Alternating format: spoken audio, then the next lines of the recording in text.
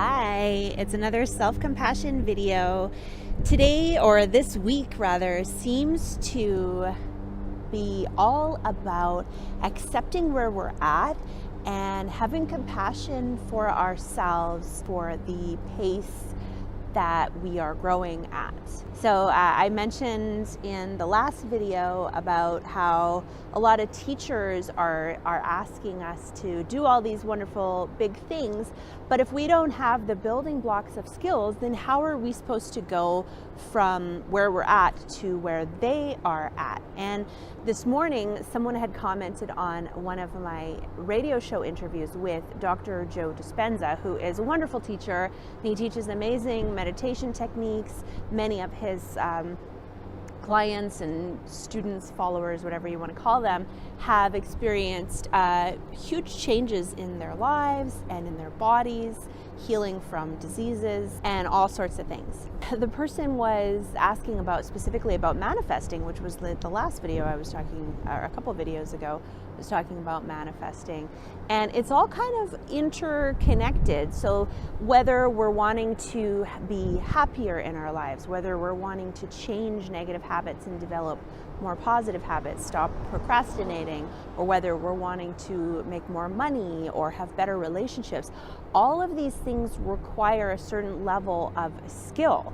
Even if you're interested in the law of attraction and all of that kind of stuff, they talk about vibration and being connected to stuff. Well, that attitude and that feeling that we get when we practice, as an example, gratitude, sometimes it can take a lot of years for someone if someone's only ever been exposed to negativity. They grew up in a really negative family and perhaps they struggled with mistreatment, or there was maybe addiction in the family, or things that created neural pathways that lead them to see the world in a very narrow way or with a really limited, maybe negative view. That's going to take a lot longer for someone to unlearn those habits than it is for someone who grew up with, wonderful family who had taught them skills of emotional regulation and social skills and all of the things that all of us need in order to thrive in the world. So just again, with self-compassion, I'm choosing today to have self-compassion for myself, that I'm still not where I'm at. But I look back, and rather than compare myself to other people like Dr. Joe Dispenza or even just the person living down the street from me, I look back and try to compare myself to where I was 5 years ago, 10 years ago, or even just 6 months ago. And the changes are drastic and things are overall improving. So I just want to encourage you to do that. If you're ever feeling down on yourself, it's so easy to compare ourselves to other people. I do it all the time. But when I notice myself doing that, usually the feeling is negative.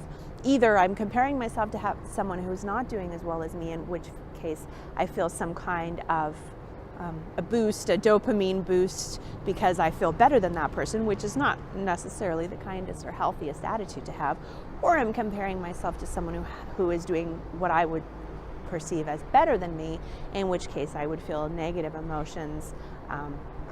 But even the smug feeling of, I'm doing better than that person, ultimately, it's not an expansive feeling. It doesn't make us feel like the world is full of possibilities. It's a very limited feeling. Even though it might give us a little boost of dopamine juice, it's not the same as the expansive feeling that we get when we start to focus on gratitude and noticing how far we've truly come from where we were before. So hopefully that's helpful to you.